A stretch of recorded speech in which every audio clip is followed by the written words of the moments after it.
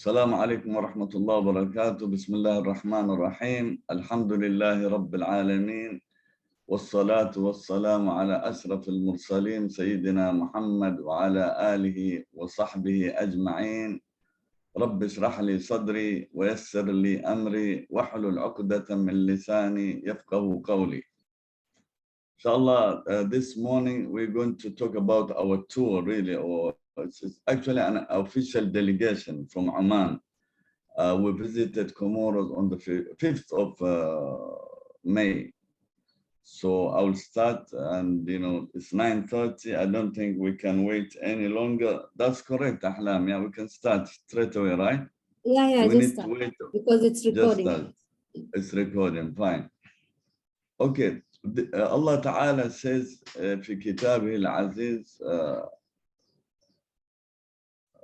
I have a small issue here. My video is actually on the part of the, how do I minimize it? Can I minimize mine, Ahlam? My popped window is covering part of my screen. You can minimize. And then it should be fine? Okay, I'll move it around for now. I'll move it around. Allah Ta'ala says, بعد أعوذ بالله من الشيطان الرجيم وهو الذي جعل لكم النجوم لتهتدوا بها في ظلمات البر والبحر قد فصلنا الآيات لقوم يعلمون. This is in Surah Al-An'am, ayah 97 or 97. Allah Ta'ala also said, وعلامات وبالنجم هم يهتدون, and Surah Al-Nahl. After the revelation or the sending of our Prophet Muhammad sallallahu alaihi wasallam, the nur or the light of knowledge exploded in the Arabian world from absolute ignorance to absolute knowledge and wisdom. And this was manifested in so many ways. And I think Sheikh Ahmed al-Rawahi has got a dedicated sort of presentations talking about how Muslims developed and advanced in mathematics, in astronomy, in physics, in biology, in medicine, and so many other things. And one of them, among them, of course, is the seafaring, or the discovering of lands and exploring new lands. By the way, something came to my mind here when Muslims, let's say Ibn Omanis, for example, when they discovered or they went and opened up places like Zanzibar, just as an example, what they did to the indigenous people is that they welcomed them, they shared their culture, they intermarried, they shared their language and came up with a new language. They had same customs, wherever they can, they would adapt their custom. So they really blended in. And to the contrary, when the Europeans, discovered America, for example, we all know what happened to the natives. It was so sad, and I don't want to go into the details, but the Omanis, or Arabs or Muslims in general, when they go to a place, they spread peace, love, and of course, wisdom and many other things. Comoros Island, this was our first, at least my first visit. We were 15 of us. I think two of them have already been to Comoros before. So our first visit to Comoros is in the middle of nowhere. If you open the world map, you cannot even have it as a dot. It's just too small. There are 4 islands. The main one is Moroni. So I've zoomed here to show you the 4 islands, and this is, of course, their flag. And the Comoros is between east and of Mozambique and west of Madagascar, and it is an archipelago of volcanic eruptions island. So it's newly formed. Hence, you'll not see a lot of wild animals. But the natural scene beauty is, breathtaking. It's incredibly beautiful because you have a combination of mountains, you have a combination of turquoise or blue ocean, and at some places white sandy beaches, and the weather, the climate is tropical but cool, in fact, compared to other tropical countries where there is less humidity, being the fact that it is deep in the ocean. And the Comoros rely mainly on what they call as liang liang. It's used for manufacturing perfume. especially in the European countries. And they do have other production in mainly related to agriculture. So this island, they have a huge potential for growth, for tourism, and also for agriculture. And it's also the world's largest producer of vanilla after Madagascar. So they grow things like bananas, coconuts, and cassava. And the cuisine is great, really. It's very similar to what we have, for example, in East Africa. And I minimize, I've been told it should be okay. So I'm just minimizing my, so we arrived on the 5th of May, 2023.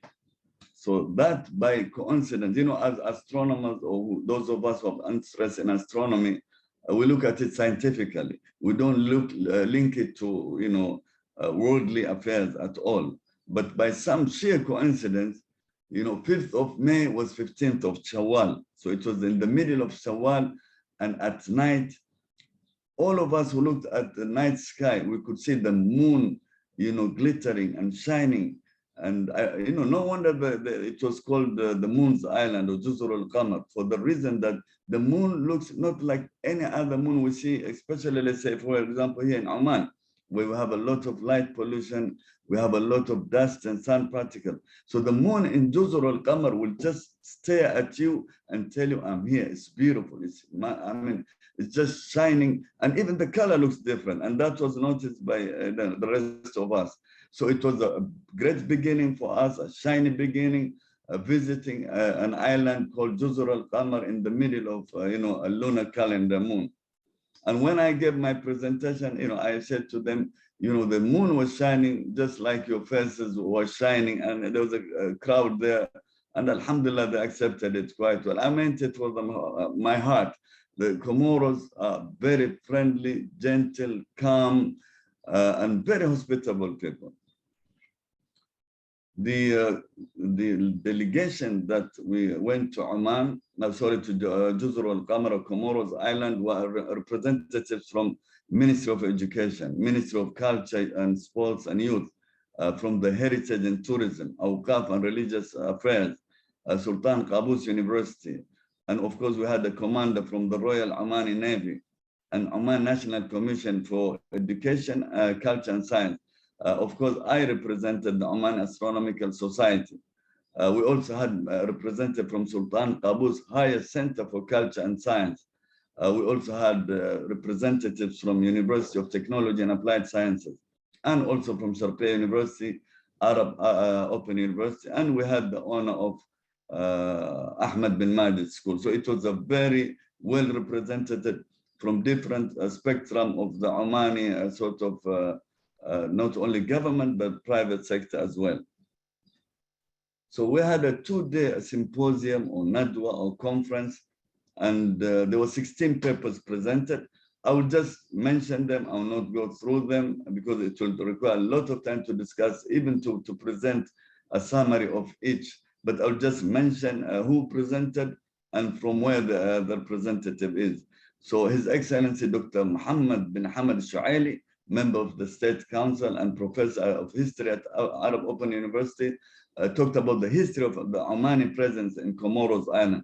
And it was a very powerful presentation. So the opening was really amazing. I mean, with his style of calm, collected, charismatic way of presentation, he really attracted the attention of the audience. And Dr. Jum'a bin Khalfan Al-Batrani from Ministry of Awqaf and Religious Affairs, he spoke about the role of Omanis in spreading Islam in Comoros, another beautiful presentation. So Dr. Ibrahim Yahya Al-Busaidi from Sultan Qaboos University presented about the problem surrounding personality of Ahmed bin Majid. I presented about the achievements of Ahmed bin Majid in the field of astronomy, and Uthman ibn Musa al-Sa'di, who happens to share the same tribal with Ahmed ibn Majid, and who is from Qaboos Higher Center for Culture and Sciences, which is part of the IIC Islamic. We report under the same umbrella. He presented about the poetic indication in the writings of Ibn Majid. Ibn Majid was not only, and I'll come to that later, He was not only an astronomer, geographer, a historian, but also he's a poet, and he wrote beautiful poets. So Osman presented that part. And Dr. Nasser bin Ali Al-Nadabi from Sharqiya University, also very beautiful presentation. He presented about reading in the Arab and Western sources, sorry, from the Western perspective, how they dealt with Ahmed bin Majid. Commander Ahmed bin Ahmed Al-Yahmadi of the Royal Navy presented the development of Omani navigation through the ages. And from there, we learned so many new things. Really, whoever attended that, brothers and sisters, presentation or nadwa or the conference, we were being literally taught new things, having different spectrum of knowledge and fields being presented, under one roof. So it was a great opportunity of learning, at least for me, and I hope for the rest of the team. So Yunus bin Jamil Al-Nuaimi, who is the leader and the organizer of this trip, and he's from the Omani National Committee for Education and Culture. He presented the reading of the mythology between Oman and coast of East Africa through the scientific heritage of Ahmed bin Majid. Another great presentation by Yunus. So Dr. Rania bint Hamdan al-Duwainiya, sorry if I pronounce your tribal name wrong, from the University of Technology and Applied Sciences. She presented about the genius personality of Ahmed ibn Majid in the scientific fields. And Dr. Hamid bin Saif al-Nofali from the Omani National Committee for Education and Culture presented the geographical discoveries of Ibn Majid regarding the Comoros Island and their surroundings. Dr. Muhammad Bakr Muhammad Saggaf from the Imam Shafi'i College, he presented the indication of the use of Omani fashion in the Comoros. And you could see that everywhere you go, the impact the Omanis left to this day. Not only did they leave behind their culture and their, fashion, but also they left behind their roots and their people there. So Dr. Tawil bin Majid Al-Hamadi from the National Center for Research and Documentation of Comoros presented about the common social features between Oman and the Comoros Island. So Dr. Tawil is from Comoros Island. And Dr. Walid also from, Walid Ahmed from Comoros, he presented about the common arts and associated practices between Oman and Comoros. Engineer Thuraya bin Saeed, bint Saeed Al-Kindiya, an engineer, and also with her partner, Engineer Safa bint Ali Al-Hashimi from the Ministry of Heritage and Tourism. They presented the influence of Omanis in the نقولها بالعربي.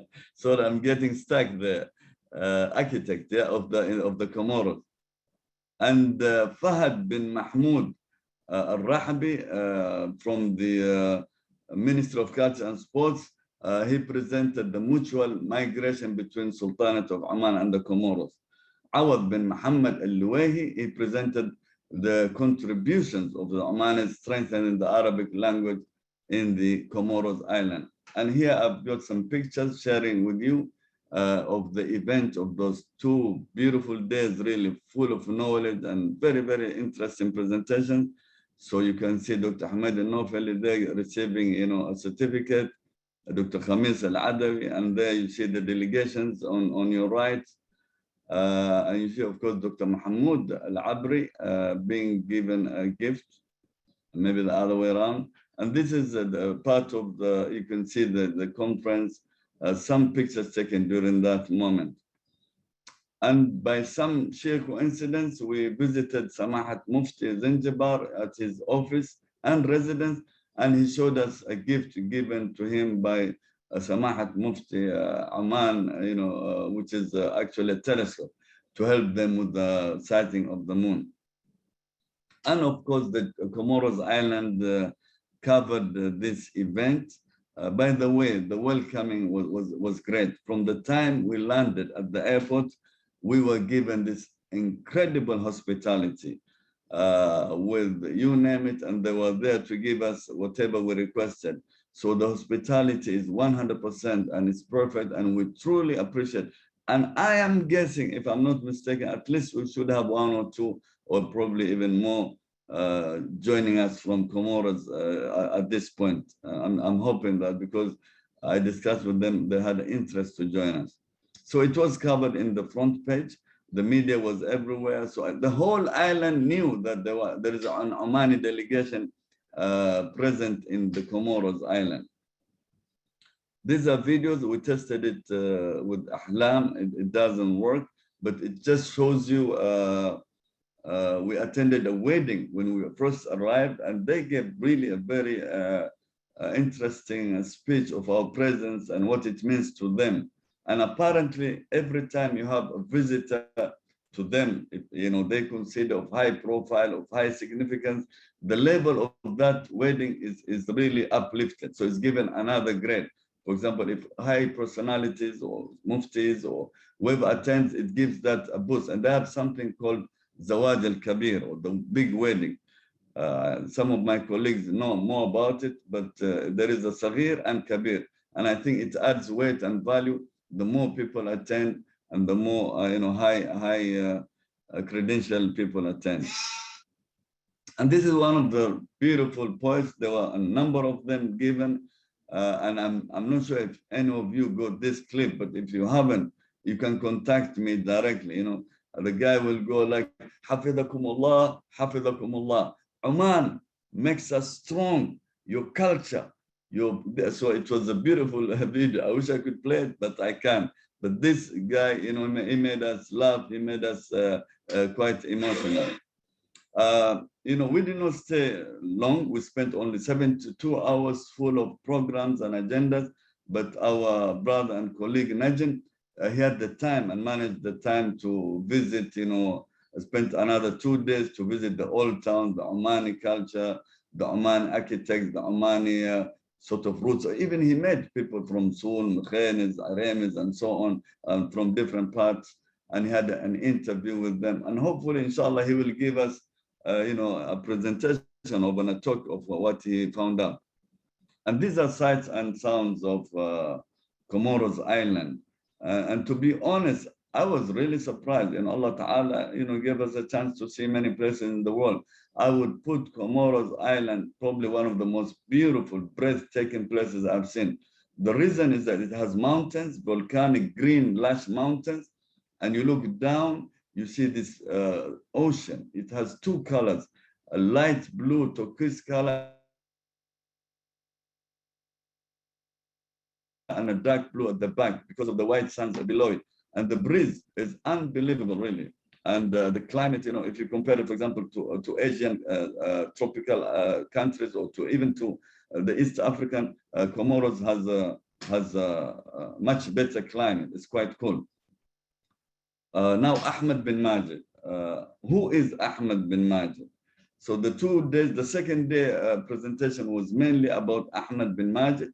And as I said in the beginning of my presentation, after the Ba'athat al-Rasul, the sending of the revelation of the Quran, the Islamic world was becoming powerful in all fields, and among them was voyage and seafaring and building of ships and discovering land. Because in the Quran, we have so many ayahs, telling us to explore, to discover, to find out. Siru fil ardi. So there are so many places encouraging us to discover.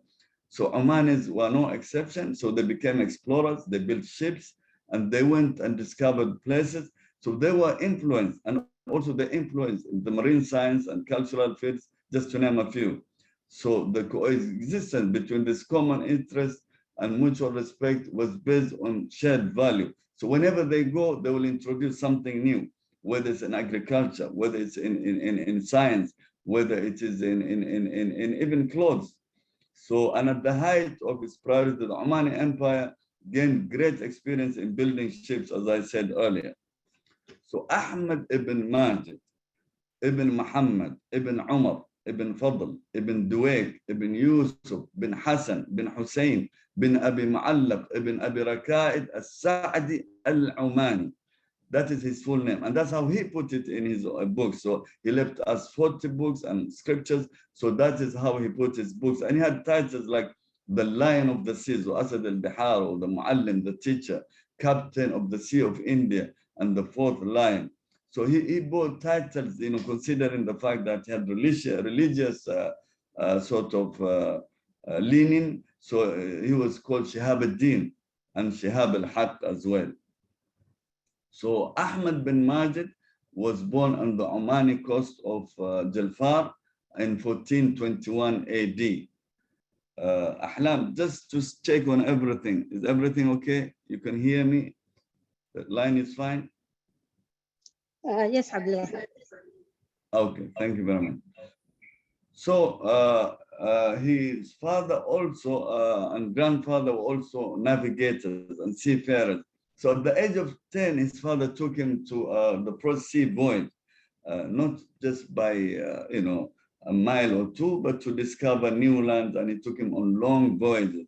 So at the age of 17, he became a captain of a ship, and it was a little bit scary for even the shipmen in his writing. But once they saw his competence, his skills, and his confidence and knowledge, they were relaxed and let him lead the ship.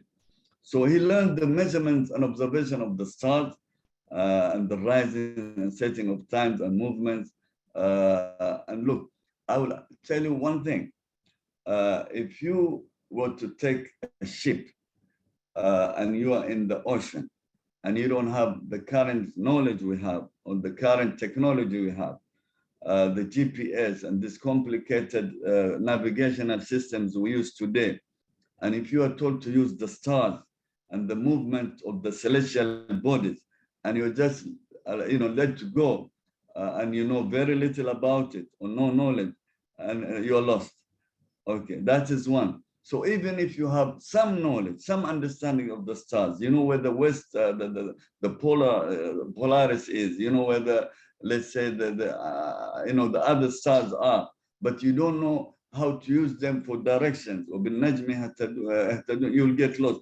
So traveling by sea, as you'll be told by our fathers and grandfathers, it was a very challenging thing to find new lands, to go and land in Comoros Island or in Mombasa or Pemba or Kilwa or Malindi or Zanzibar or Mogadishu, just by following the stars at night is a huge, huge sort of astronomical knowledge that is required. And people like Ahmed bin Majid were masters and left books and instructions and manuals on how to do that. So he left many books, as I said. Among them was Al-Fawaid fi Usul al-Bihar wal-Qawaid. And this book, as we speak, at least when I checked a month ago, it was lying on display in at the National Museum. So he also, Ahmed bin Majid, succeeded in dividing the sky into 32 parts. And these parts are actually angles. I don't want to go into detail, but you can literally use your fingers to know, when it comes to astronomy, when it comes to shipping, angles is like also known as trigonometry. Today, sorry, I'm getting stuck with words, yeah? But these things mean a lot. You have to master them, understand them, and calculate them correctly to reach your destinations.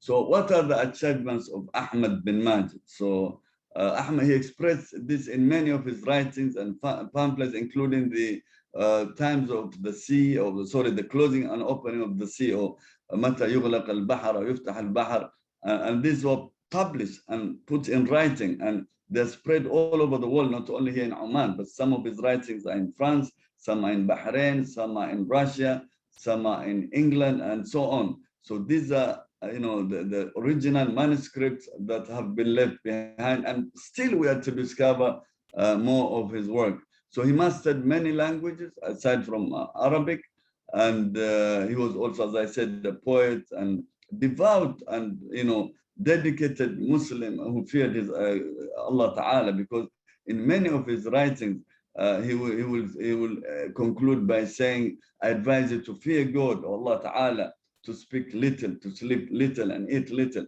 And this is what geniuses do. You know, those who accomplish in life, they will sleep little, eat little, and even talk little and listen more. So Ahmed bin Majid was one of them. So his astronomical calculations, which I'm still working on, which have been given by the Ministry of Culture, there are at least in my position 700 pages of amazing work that I spend every day time to go through them and try to understand or do my own interpretation to see, because as I mentioned in the Nadwa, at the end of the Nadwa we had in Comoros, very little work has been done when it comes to his astronomical achievements. A lot of work has been done on his marine and navigation and poets and linguistic and others. But his astronomical findings and discoveries have not been researched. And I'll show you probably a few examples later along. Okay, just checking on time. Ahlam, how am I doing on time? أنت سريع شوي. You still have كم باقي لي؟ كم باقي لي؟ half an hour. Alhamdulillah, excellent. So, as I said, I'm doing a research every day of his manuscript that I'm now in possession. And he corrected many astronomical facts. Why? This is the reason. Now look, Ahmed ibn Majid was born 600 years ago. So all he had during that time is what he inherited from the Muslim scholars before him. So now you have Galileo Galilei, and in these days, when you open any YouTube channel, or even if you go to university and decide to study astronomy, you will be told the father of astronomy is Galileo Galilei, born in 1564.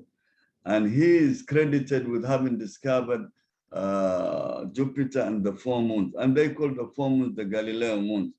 And imagine, Ahmed bin Majid has, and I have seen it and I've shared it with others, a map or even a diagram showing what Galileo, at least claimed to have discovered some 200 years later. And Isaac Newton, we respect and appreciate Isaac Newton's contribution, especially his book, Philosophica. So he has wonderful contribution in gravity and so on. But I have no doubt that people like Isaac Newton, Galileo, Albert Einstein, who came very late after people like Ahmed bin Majid, or Khawarizmi, or Ibn Sina, the Muslim scholars who preceded them and did a lot of work, they literally took their work, the European scientists, the work of the Muslim and Arabs and others, to come up with probably additional information, but they built their knowledge on that done by the Muslim scholars. And Hafid al-Rawah has got a lot of presentations on this field, from hospital buildings to medicine to even astronomy and other fields. So I would really encourage you to go to this IIC link and look at those really beautiful presentations, how Muslims contributed in the field of science. So what is astronomy, and how do you use the astronomy in navigation? So it's actually a technique of determining using fixed stars to help sailors in their destination. So you have to stay literally all night awake and monitor the stars and of course the wind to reach to your destination. Being in open ocean, as if Commander Ahmed Al-Ahmed is here will tell you, is not an easy thing. Sailing requires absolute attention and accuracy. The last thing you want to do is, make mistakes and you end up being in nowhere. And there are so many ships and so many that were lost in those days. So they use, as I said, the angular measurements between celestial bodies. So you will calculate and come up with the numbers and to calculate your destination. So you, even for your information, the GPS that we use today, for example, if Zaid sends you a location and you follow that location, he has basically sent you a location based on 2 coordinates, X and Y. And this is what they use in the seas. And of course, now it has been improved. We're using the satellites and so on. But this is exactly the method was used in the past by using X and Y coordinates to know where you are and to know where you're going. So Ibn Majid compiled an accurate star chart, and some of them are still used today. And of course, they use the compass. So Ibn Majid is credited with putting the needle in the compass. I have no doubt he did it. You might have some arguments on that field, but in my personal sort of research that I have done and the books that I have checked, almost everybody agrees Ahmed bin Majid is the first person to introduce the needle in the compass to show you the north or the polar. So Ahmed bin Majid also used the sextant, or they call it a sudus. Again, angles, they matter a lot. So instrument determining the angle between horizon and celestial bodies such as the sun, moon, or star used in celestial navigation to determine the latitude and longitude, which is basically the X and Y coordinates. An astrolabe is another Muslim invention. It was invented and also used by seafarers. And you will compare the astrolabe that to this of today with the most sophisticated application of like sky map or sky view that are used, to tell you where the stars are. So this gadget is so complex. It will tell you what month you are in, what day you are in, what is your current location, what are the visible stars that night, what are the angles, what are the directions. And it was so sophisticated that it gives you, a lot of information. So the seafarers will use it as well for sailing. This is an actual astrolabe used by Ahmed bin Majid, as I found it in one of the manuscripts. So we have so many books, as I said earlier, and manuscripts scattered around that were made by Ahmed bin Majid. Like here we have one in Paris library. We have one from Said al-Karmi published in Zahiriya. It is in Damascus. And we have one, another one in Paris. So these are the current owners. And when I did this presentation to Jama' al-Da'wah during Ramadan, I gave them a little bit of Ahmed bin Majid. They said, why can't we get them? They belong to us. And look, there are so many manuscripts, so many documents, so many stuff that are outside Oman and belong to Oman. The same case is with Egyptians. They have so much Egyptian history lying in Louvre Museum in Paris or the British Museum. And of course, there are always negotiations and discussions to bring them back. And that's what everybody is trying to do, get back their stuff from outside. So as I said, there are so little, this is in fact what I said when Galileo Galilei put Mushtari or Jupiter, Ahmed bin Majid preceded him. This is a 600-year-old map or diagram with an absolute perfect circle showing you the solar system. And you can see the other planets, all of them, including Mercury, all the way to Neptune. So this is what we require to do. This is another thing I have really keen interest on, and studying, the stars and how they were described and what are their locations. And so I could go on, and this is, of course, the book that I mentioned earlier in my presentation that is available currently at the Omani National Museum. By the way, yesterday we attended the Museum of Oman over the ages, and yesterday was the day of museums worldwide, and there are so many museums, private and national museums. The newest one is the one in Manah. So I encourage all of you to go and visit these museums. They're amazing, and there are so many things, especially if you have children, you can take them and have great times. And Ahmed bin Majid, along with others, have been included in the UNESCO as personality of the times for their great contributions. Others are Sheikh Abdullah bin Hamid Al-Salmi and Al-Khalil Al-Farahidi, and of course Al-Tabib, which we saw his work yesterday at the museum, Rashid bin Umair Al-Hashimi, and Abdullah bin Muhammad Al-Azdi, and Nasser bin Salim al-Bahlani. These are the 6 Omanis that have been included in the UNESCO personalities. So my sources are books from the Ministry of Culture and the Hayat al-Wathaiq, the archives, and I used books like the Omani Empire and مجموعة مخطوطات من وزارة الثقافة والرياضة. And thank you so much. وبارك الله فيكم.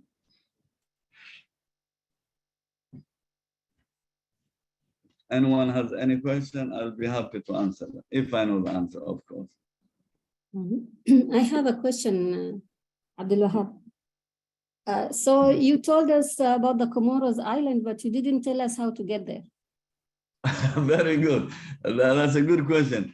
I think at this point, you don't have much choice. The only choice we had, which was suitable for us, was to take Ethiopian Air. We flew to Addis Ababa. We spent 2 hours there. And then we went to Dar es Salaam. And from Dar es Salaam, we flew to Moroni. Ethiopian Airline will take you there all the way. But of course, you'll stop in 2 places. Now, if you have one ticket, you can take Omani Air direct to Dar es Salaam, and from Dar es Salaam you take a local flight. But I was told that the local flight that Tanzanian airline operates does not meet the safety international requirement. So that is also an option you have. But not many planes land in Comoros Island. Thank you. Yes, sure.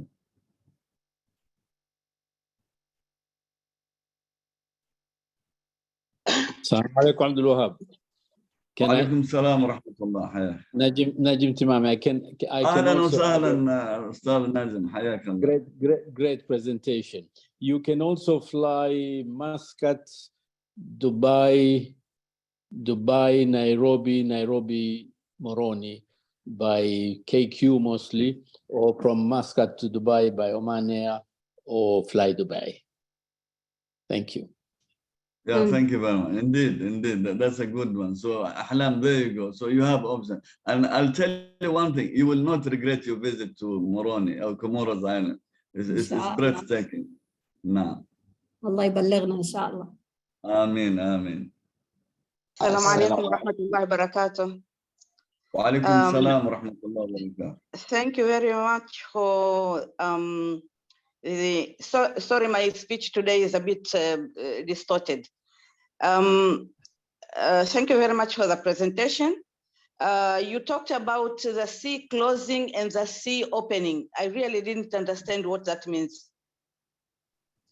Is it the high and low tides or what? I'm not an expert on that. So if I give you an answer to that, I'll be lying to you. I don't know if there is any, that answer could be given by Commander Ahmed Al-Ahmed. I don't think he's with us today, but I also have doubt if it will mean high and low tide. It has to do something with the deep ocean, the currents inside the ocean, but I'm not an expert. My field is astronomy. You can ask me about the stars, but the seas, you need to really ask somebody. Nah. No, it's only because it's the first time I've heard of this particular. It is in his book, Saada, Sister Saada. It is in his book, and he puts a lot of emphasis on it. And I've always tried to, take it as it has to do with low tide and high tide, as you said. But it's something that we need to do research. And if there is anyone in this group right now who knows about it, he or she can share with us. Thank you very much. You're most welcome. So, AbdulWahab, someone is asking what was the language used? I think from my reading, besides Arabic, he spoke Urdu, I'm told. He spoke Swahili in some of the readings that I've seen. And these are the 2 languages that I came across, because he did a lot of traveling to the Indian subcontinent. And of course, Ahmed bin Majid, your delegation. You mean the presentation? Yes, yes. It was in Arabic, Ahlam. It was in Arabic. And of course, there was Comoros is a French colonized nation, so the French is spoken quite widely. So very little of English, but a lot of French and Arabic. And many people speak Arabic. I think someone raised their hand, but maybe before we go there, I think the person you referred to, Ahmed Al-Ahmadi, was going to say something and I cut him off. Please, yeah, that is his field. If he's with us, we'll really appreciate, because he can answer Saada's question about the closing and opening of the seas. Hello, everyone. Hello, Abu Muhammad. Thank you very much for the presentation. Actually, you put me in a very hard situation. This term is, I don't know it myself. It's very new for me. And this could be referred to the to sailing ships that use sail for sailing, you know.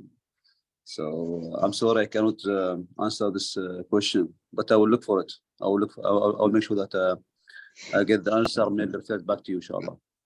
Thank you so much. And then I'll send it to Saad Al-Ghafir, inshallah. Thank you so much, Commander. Thank you. Coach Abu Bakr, you raised your hand. Yes, assalamu alaikum. Alaikum Alaikum salam. salam. First of all, thanks for the presentation. It was a very nice presentation and very informative information. There is around 2 questions over there, but I want to get the answer because there is someone, maybe my Akhlam, ask about the way to get up in Comoros.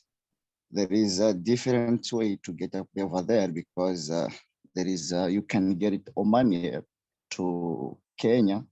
You can get Kenya directly over Comoros because the most safety flight it's Ethiopia line. But if you want to cut off and the cost, because take it Ethiopia line, it's cost around 300 to 400 Oman Reals. Yes. But yes. if you want to cut it cost, it's mean you need to take it even Oman Air to Kenya Airways, and you take Nairobi Kenya Airways to go over there. You can find the connection directly between Oman and Kenya. If you want to take other flight to go to Dar es Salaam, sometimes it's risky because Air Tanzania over there sometimes is delayed their flight, even half an hour, 1 hour, 2 hours. Sometimes they cancel your flight the next day because you can take it 2 tickets away and back, and you go there. Sometimes the safety itself, it was a problem. The most important thing for traveling, the safety, by the way. And it's the most cheapest way to go over there because you can take Oman Air to Nairobi. It's cost you 120 or 150 right now. And you go over there, you can find the Kenyan Airways. Also in Oman, you can find the connection directly to Kenya Airways, and you go over there. Because if you want to go to Dar es Salaam itself, you need to sit down, take your luggage, and do other paperwork and pay and everything, and you go to other fly, and it's risky. This is the first question. The second question for someone who asks the language you speak and the language everything.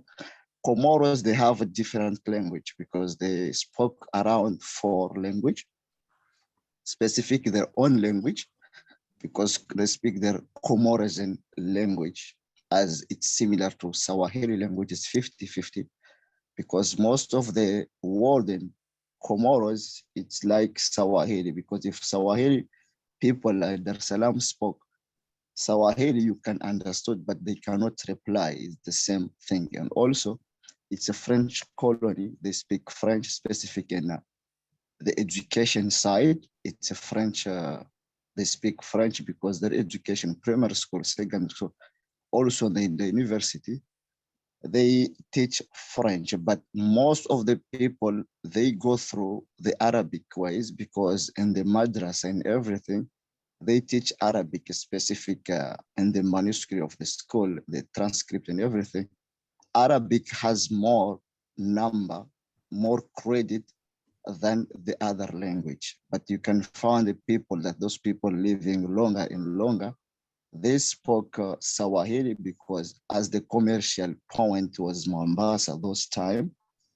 And those people who go to Mombasa for commercial things and everything, they brought the language over there. And that is why most of the people over there, they speak the Swahili language. And as Doctor, he already mentioned there, the premier people entered to Comoros language was Omani. Everything is over there. That means Arabic was the first language for everything, specific teaching Quran, teaching in the madrasa and everything. But as you understood that when French come into any country, they take off and they want to delete anything related to Arabic. That is why most of the people, they spoke French and their own language, as we call it, Shikomori language. That is my answer that I can say according to this. Where are you from, Brother Abu Bakr? Are you from Comoros? I am from Comoros. I'm living in Oman right now. I'm studying in Oman. Studying in Oman since now it's around 5 to, I'm studying a modern college of business, as we call it, Kuliah Al-Khalid in Boja right now. Thank you very much. We wish you all the best. Thank you. Did you say you're studying or you're teaching at Modern College? I'm studying in Modern College of Business and Science. Okay, I'm teaching there, so maybe we can bump into each other sometime. Which field you teach? In general education. Hafid, right? Yes. Oh, you know him. Hafid Rawahi, so you know him. Yeah, I know it. One day I will pass by your office. Yalla. All right, shukran. Shukran, Abu Bakr. Bitawfiq. Somebody has answered the question on the chat, Brother Malik Al-Duhani. And Yeah, he says, I know Malik Duhani from Oman Astronomical Society. Yes, so he says that it is opening is the season when sailing ships go to Africa, and closing is yeah. So that's it. Monsoon. It's the season, sailing season. The monsoon wind. Yeah. Thank you very much. Shukran, Malik. Yeah, Malik is well informed about this. Thank you so much.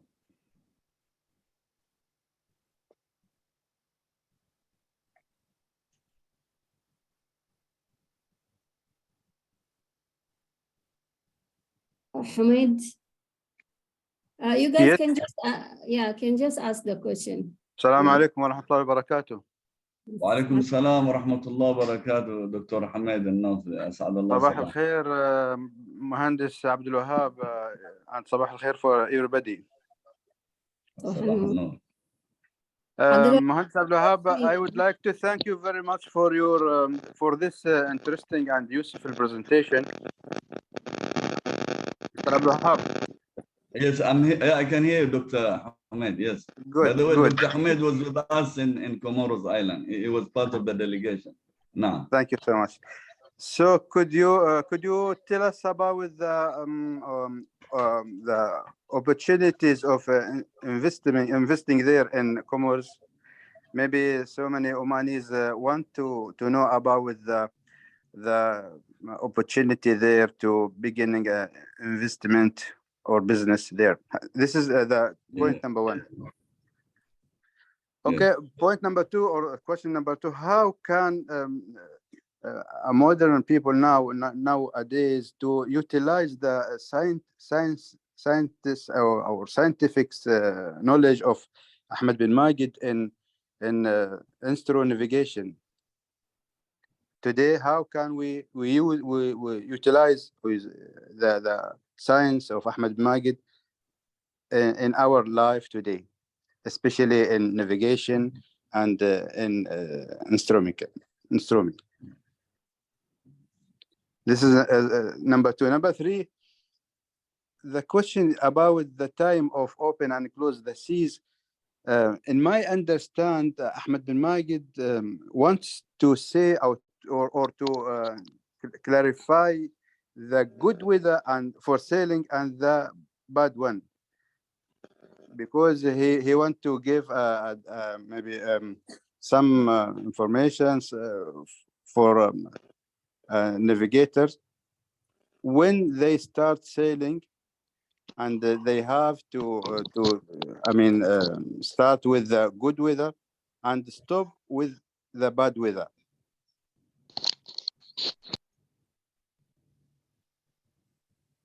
Thank you very much, Doctor. So, My point. yeah, there's another one. You have number 4, or those are the 3 issues only? 3. Thank you so much. Doctor. Okay, regarding the opportunities of trade and commerce and, you know, exchange of even educational and cultural, our trip is, you can say, a platform to carry on that, because we need to understand that Comoros Island has huge potential. I mentioned it's lush green. It rains almost every other day. So the agriculture can be expanded. And we know historically Omanis are really sort of, you know, have keen interest in agriculture. Sultan Saeed bin Sultan introduced, do you remember, Karamfel fi Zanzibar? So we can look at what can be introduced, because right now, as we speak, the agricultural sector in Comoros, there is a huge potential for expansion, to grow, you know, stuff. Because if you go to the market today here in Oman, for example, I mean, you will never see something from Comoros. You have to correct me. I have not seen oranges or banana or even, you know, anything from. So this is one thing we can offer. The other one is the fisheries industries.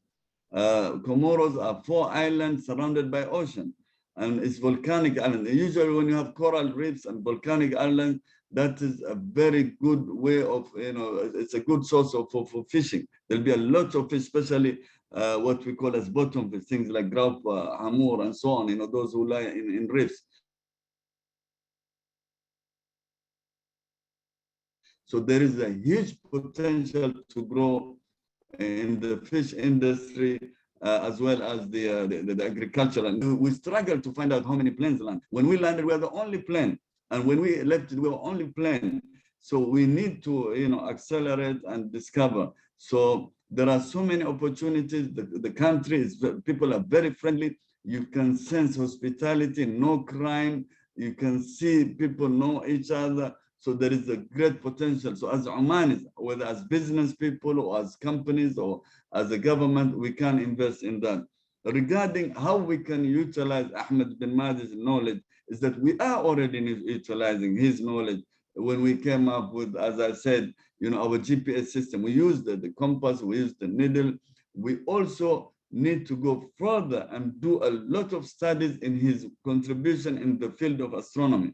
As I said, Dr. Ahmed, I have seen 300 pages that talk about stars and astronavigation, and there is little work that has been carried out. So this is, for example, what someone can do a PhD thesis on that, or maybe we can go even further and take it, you know, because unfortunately today, who runs the astronomical knowledge? It's either NASA or ESA, which is the European Space Agency, or to some degree, you will find some in Asia. But these are the 2 big entities that control the knowledge of astronomy and, of course, launching of satellites. So even if Oman, we launched Oman, you remember maybe 3-4 months ago, we had to do it from UK, I think through an American company. So these are the things we need to do ourselves.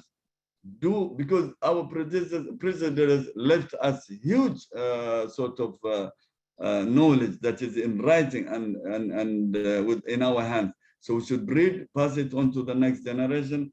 And for the third one, I think you have answered. And this is the great thing about knowledge.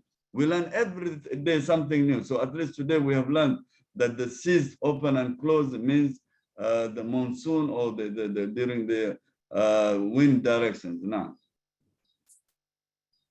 Sister Aisha, you have a question?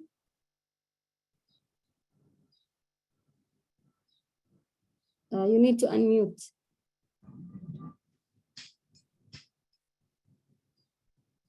Aisha Ibrahim, you raised your hand. You have a question? Aisha, I think she is in Comoros Island.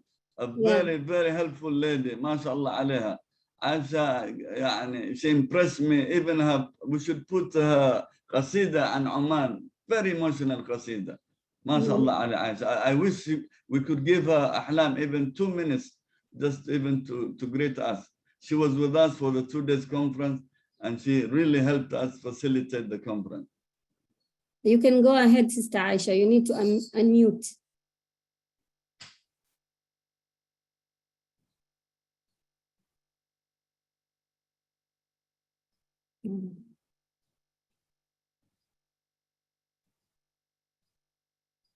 Maybe she. So it's good to see Ahlam. We have, you know, a participant from Comoros. Right? Yeah. And inshallah, we build this relation. We don't stop here. We carry on, you know, our relationship with this beautiful island. Really, it's amazing. We were really impressed. I would sit outside Ahlam, literally at the beach, and look at the mountain, and then look back in the ocean and say, Tabarakallahu ahsanul khaliqin. What a beautiful place. What a beautiful place. MashaAllah. I think we will all go there next. Inshallah, I'm ready. Yes, it's a very, very beautiful place. Dr. Nuruddin, you have a question? Nuruddin also from Comoros Island. So it's good. Wallahi, we are so happy to have participation from Comoros. Dr. Nuruddin was in Oman. He took the same flight as us. We went back to Comoros, and Dr. Nuruddin is a key player in the 2-day conference, a very, very key player.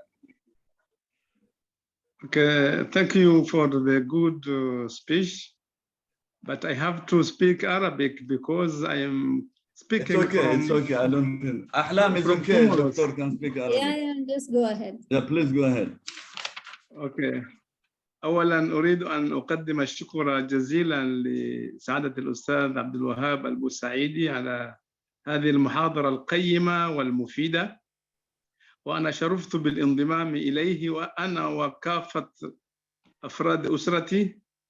فأنا أعطيت بناتي اللينك حتى يشتركوا معنا لأنهن يجيدون الإنجليزية أكثر مني.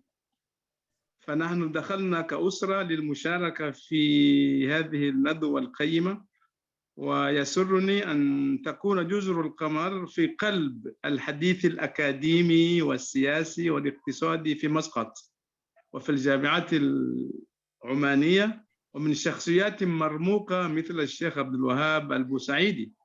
هذا شيء مهم لأننا لا يمكن أن نتقدم إلا عن طريق أضواء من التاريخ نسلطها على الحاضر لاستشراف المستقبل. ولأجل ذلك أنا سعيد جدا بهذا اللقاء وباللقاءات المماثلة التي تكون جزر القمر في قلب الحديث فيها، وكذلك أيضا التاريخ العماني المجيد في أفريقيا. هذا كل ما عندي، والسلام عليكم ورحمة الله وبركاته. وعليكم السلام ورحمة الله. شكرا دكتور. Ahlam, you want to summarize what Dr. Nuruddin said for those who speak English? So you can do that, but did you note them down? I mean, the doctor is really, Dr. Nuruddin, as I said, he was a key person, you know, along with, of course, others in welcoming us, in facilitating the Nadwa. So he said he encouraged his family, who was English speakers, to join and to like and participate in our discussion today. So he said the historical relation between Oman and Comoros that has been there for ages should be used for future, you know, strengthening and expanding, not to stop. So he would like to see it continue and, you know, keep coming up with new ideas and so on. And yeah, these are the few notes and of course he said he was happy and to welcome us and him, and he has a brother or cousin, a doctor who is a neurosurgeon, if I'm not mistaken. They threw a big lavish banquet for us, and it was wonderful. Jazakumullah khair, Doctor. Thank you very much. Thank you.